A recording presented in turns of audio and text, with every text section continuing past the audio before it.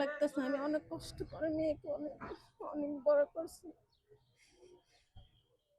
আমি আমার মেয়েকে চাই, আপনারা আমার মেয়েকে আমার কাছে আনি দেন। চলে যায় প্র্যাকটিক্যাল খাতা সিগনেচার করানোর জন্য। যাওয়ার পরে সিগনেচার করায়নি, স্যাররা বলছে যে পরের দিন আসতে। এর পরিপ্রেক্ষিতে আমার মেয়ে স্কুল থেকে বাইরে হওয়ার পরে পাখি নামের এক সন্ত্রাস আমার মেয়েকে অপহরণ করে নিয়ে যায়। নিয়ে যাওয়ার পর থেকে আমি তারা অনেকবারে ফোন দিয়েছি যে ভাই আমার মেয়েরে পাইতেছি না। সে আমার বারবার সান্ত্বনা দিয়েছে, আরে আল্লাহ ভরসা যে এনে গেছে চলে আসবে, নিয়ে আসো। আমার মেয়ের পরীক্ষা আছে শনিবারে, সে আমার মেয়েকে পরীক্ষা দিয়ে দেয়নি। সে আমারও বলছে, গালাগালি করছে, পরীক্ষার মার বাপ, পরীক্ষা লাগবে না, অনেক কথাই বলছে। পরীক্ষা দিয়ে কি করবো? আমার তিন মেয়ে এক ছেলে।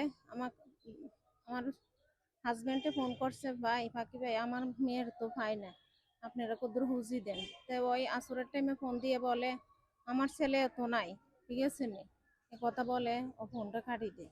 কারণ আমি আমার মেয়েকে চাই, আপনারা আমার মেয়েকে আমার কাছে আনি দেন।